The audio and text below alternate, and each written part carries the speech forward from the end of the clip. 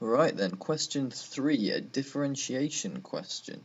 Let's dive right in with part 3AI or 3A1. It's a differential of this here, this y. So we can observe the normal rules of differentiation as we always do. Don't worry about that t there. That t is designed to confuse you or make you think, oh, there must be something different about this. There isn't anything different at all. That t could be any letter. It could be x, it could be z, it could be b, it could be anything at all. So just treat it as you would normally treat an x in that situation. So dy, actually, you know what, I'm going to write out, let's go back one. I'm going to write out this here so I can really hammer this home. 1/8 t to the 4 minus 2t squared plus 4t. So, normal differentiation. We take the power here, at 4, times it by the coefficient of the t, the number in front of it, and then drop the power down by 1. So, dy over dt, don't write dx there, I did that once, don't write dx there, so 4 times by 1 over 8 is 4 over 8, so that's a half, t, and then drop the power down by 1, that's going to be a 3 there. Do exactly the same again, minus 2 times 2 is minus 4, t to the 1, you can imagine a 1 there, and then here, this is 4t to the 1, so 1 times 4 is 4, and then drop the t down, t to the 0 equals 1, t to the power of 0 equals 1, so 4 times 1 is 4. So that's it, that's your first question, done, good. Next one, I don't know why it's 3 marks for that question, incidentally, but don't complain about it too much. The next question is the second differential, so we'll do exactly the same thing again for d squared y, or d2y over dt squared. Exactly the same again, so 3 times a half is 3 over 2, t, drop it 1 to 2, and then same again, minus 4, and this 4 disappears because it has no t. There it is, that's another 2 marks. 5 marks there for a very, very simple operation. The only difficult bit, or not even difficult bit, but the only surprising bit was that that t was in there. So let's get me some space in here. Get rid of that and that. So, next part, question B, verify that y has a stationary value. Right, I'm going to draw out a little sketch here so I can explain exactly what stationary value is. I know it's not that straight or not that accurate or whatever, but as you know with my sketches, the accuracy is never the important thing. So, if you have, we have the y that they've given us has a t to the 4, so we know it's going to look something like a quadratic. It probably won't look exactly like a quadratic, but seeing as you haven't got a t cubed in there, then it'll look, I don't know, something like this, right? And then you can imagine that, you know, this is y, this is t, so you can imagine that here is our stationary point.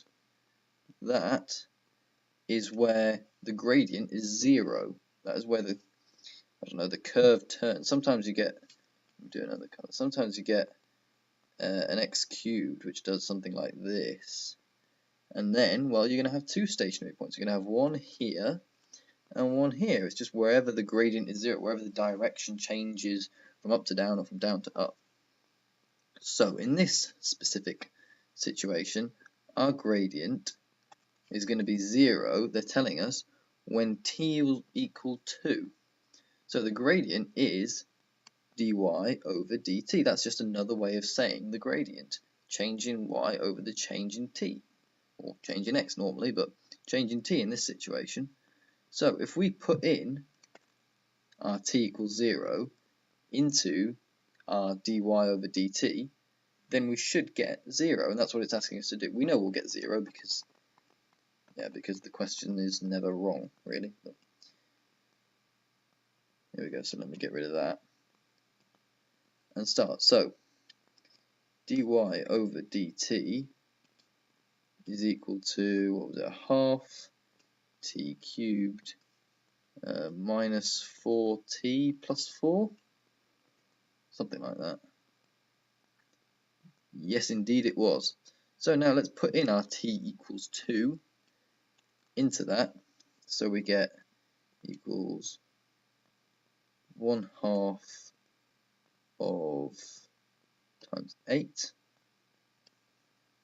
then minus 4 times 2 plus 4, which equals 4 minus 8 plus 4. Guess what? It does equal 0. Tick. Good. So that means, therefore, we can say, therefore, let me get rid of this fragment of old question. Therefore, it is a stationary value. It is a stationary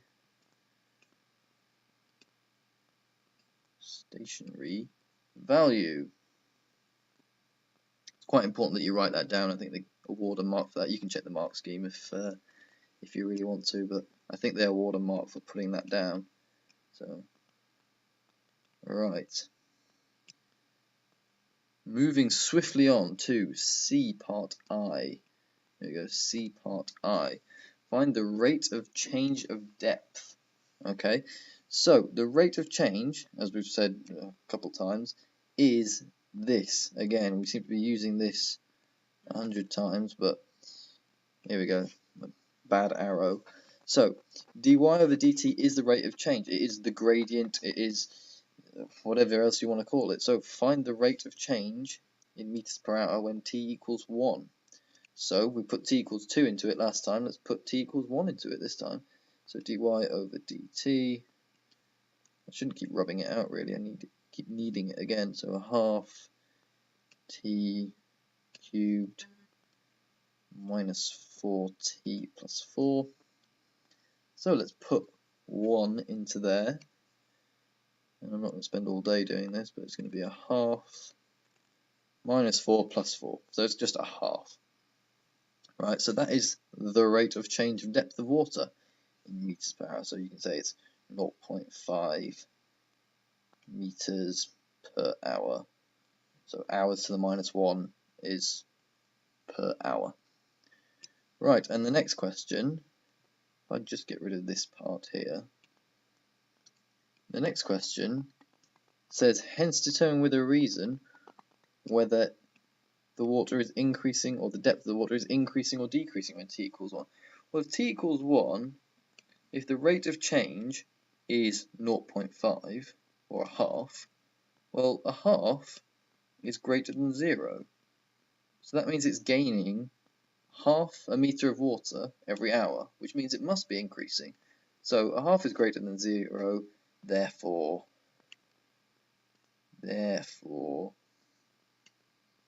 it's increasing. It is increasing. And that's all there is to it. If you just think about these for a second and you actually understand them, then they're really not too tricky at all. So, hopefully you understood that. I will see you on the next video.